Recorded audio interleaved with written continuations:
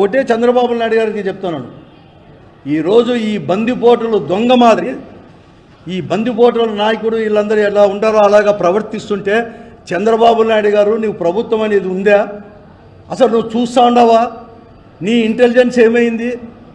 లేకపోతే ఈ జిల్లాలో ఉండే మిగతా ప్రజాప్రతినిధులు కానీ లేకుంటే మంత్రులు కానీ ఇక్కడ జరుగుతున్న విషయాలు నీకు చెప్పలేదా చంద్రబాబు నాయుడు గారు?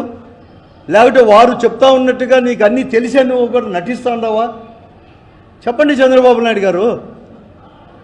నువ్వేమో చెప్తావు కలెక్టర్ల మీటింగులో, ఎస్పీల మీటింగులో లా అండ్ ఆర్డర్ మెయింటైన్ చేయండి, గట్టిగా మీరు ప్రవర్తించండి అని చెప్తావు.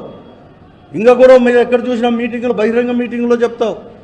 ఎవరైనా కానీ లా అండ్ ఆర్డర్కు ప్రాబ్లం అనేది కలిగిస్తే, విఘాతం కలిగిస్తే తోలు తీస్తా, తప్పెట్టు కొడతా అని చెప్తావే చంద్రబాబు నాయుడు.